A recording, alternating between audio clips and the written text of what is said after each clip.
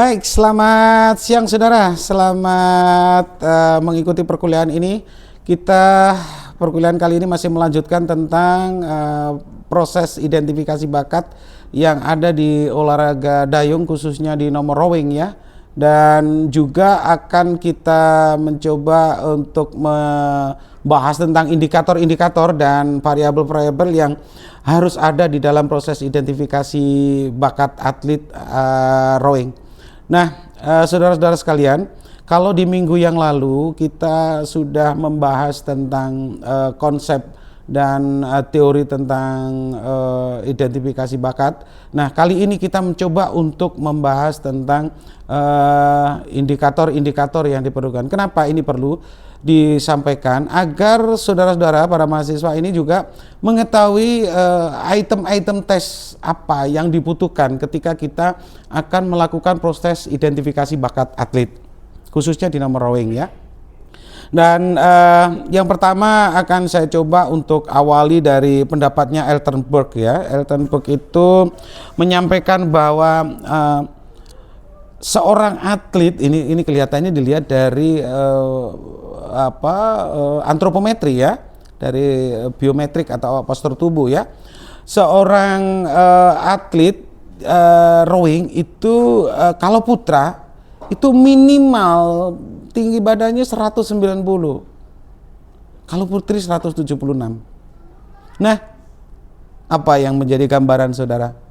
Tentu kalau tinggi badannya di bawah itu, sudahlah, jangan berharap jadi atlet rowing ya, udah ganti aja yang lain. Karena apa? Dari sini aja udah nggak kesampaian gitu ya. Jadi putri 176, putra harus 190. Itu batas minimal. Kenapa ini harus seperti itu? Karena ini terkait dengan tadi itu, yang terkait dengan biomekanika tadi, dengan mekanika gerak. Sebagai gambaran saudara, saya pernah punya atlet rowing ya. Saya membina atlet rowing. Ada dua atlet yang luar biasa. Kalau latihan itu luar biasa keras. Tapi dia nggak bisa menjadi juara nasional di PON, itu sudah sulitnya ampun kalau dia tidak diturun di nomor berego ya. Jadi seperti itu. Di nomor single dia berat sekali. Nah, ini ya. Ini yang kedua adalah terkait dengan koordinasi teknik ya. Koordinasi teknik, daya tahan, power, dan strength. Ya, jadi ini perlu sekali ya. Power, strength, daya tahan, koordinasi teknik. Jadi power ini merupakan satu faktor biomotorik yang paling dominan di dalam rowing ya, dalam olahraga dayung. Bukan hanya rowing, canoeing juga sama ya, jadi sama seperti itu. Daya tahan sama, daya tahan meskipun sekarang ini ada fenomena di Olimpik ya. Di Olimpik ini sekarang nomornya mulai jarak-jarak pendek, namun demikian masih ada jarak-jarak panjang, tapi dalam proses latihan tetap masih menggunakan daya tahan. Kemudian ada yang dikemukakan oleh Bompa. Bompa itu bahwa yang energi yang lebih dominan memang di olahraga dayung itu lebih kepada aerobik ya, aerobik capacity ya. Jadi di situ sehingga tes-tes yang terkait dengan aerobik capacity sangat dibutuhkan di sana. Kemudian muscle endurance ya, muscle endurance, dan juga maximum strength ya, maximum strength. Karena kenapa maximum strength? Maximum strength dengan speed akan membangun power. Ya, jadi disinilah pentingnya kenapa strength, speed, power.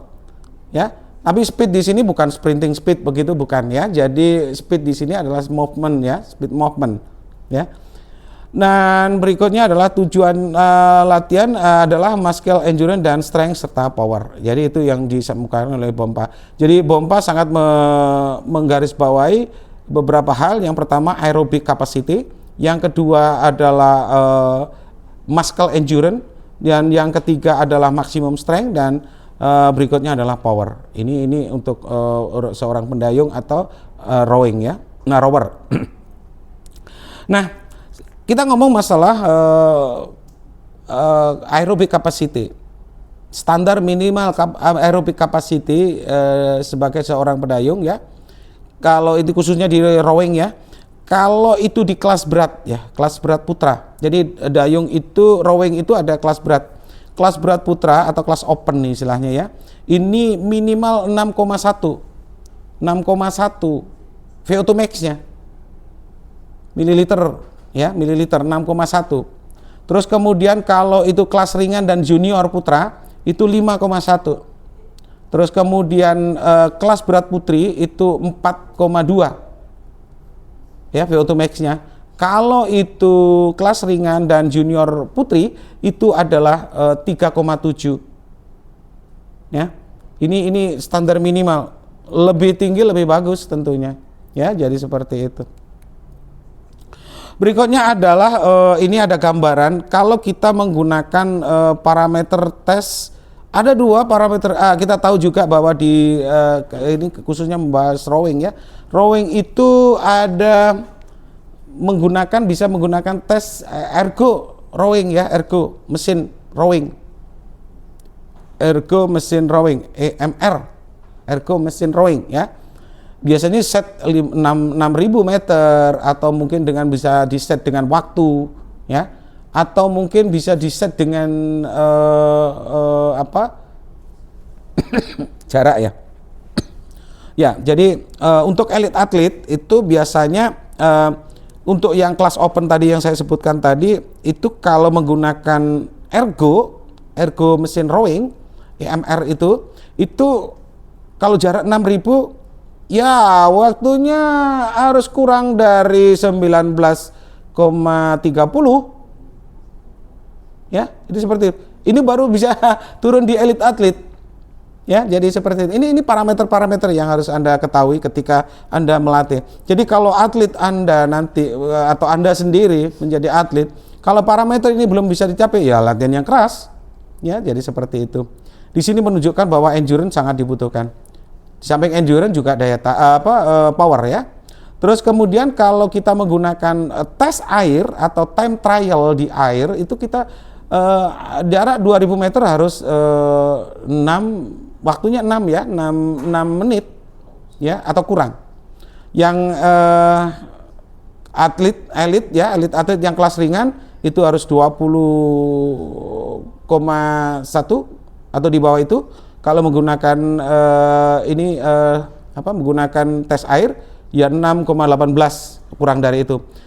Ya, jadi itu. Demikian juga kalau ini nanti di kelompok junior ya. Junior itu bisa jadi kejuaraan-kejuaraan tingkat daerah biasanya ya. Tapi juga ada kejurnas junior ya. Jadi di tingkat daerah itu misalkan kalau di Indonesia itu di Jawa Timur ada Porprov dan lain sebagainya itu kita harus menggunakan standar junior ya. Standar junior misalkan untuk atlet Porprov ya 21 ya kalau menggunakan tes ergo 21. Saya pikir 21 bisa dicapai ya. Bisa dicapai untuk program latihan. Dan sekali lagi gambaran ini kalau tes menggunakan ergo hati-hati karena ergo itu biasanya sangat emosional di sana dan biasanya orang habis narik ergo biasanya pingsan ya. Jadi hati-hati saudara-saudara kalau ngetes di sana harus betul-betul didampingi oleh tim medis ya. Jadi harus ada check and recheck sebelum melakukan tes ergo. Ini juga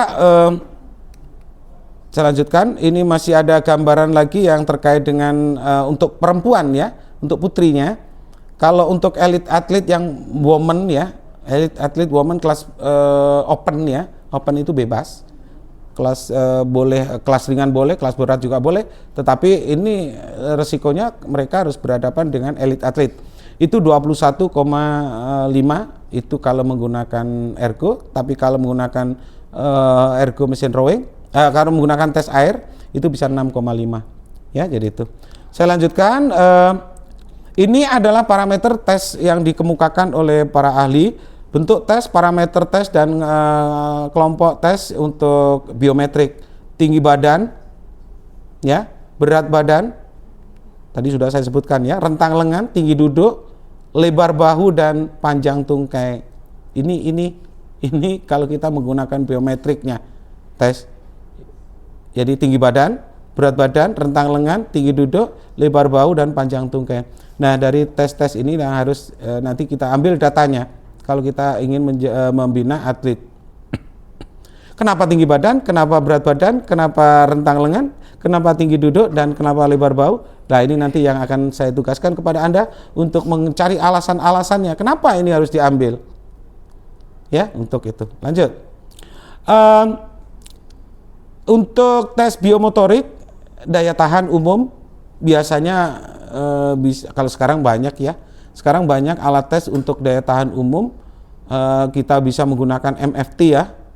Multi Fitness Test ya, jadi itu, atau bisa menggunakan bentuk-bentuk tes yang lain ya. Jadi kalau dulu ketika saya masih menangani atlet masih banyak menggunakan tes lari 15 menit, tes bulky, hard part step up test dan lain sebagainya, masih menggunakan itu. Tapi sekarang sudah banyak sekali perubahan-perubahan yang baru-baru untuk mengukur daya tahan umum ya.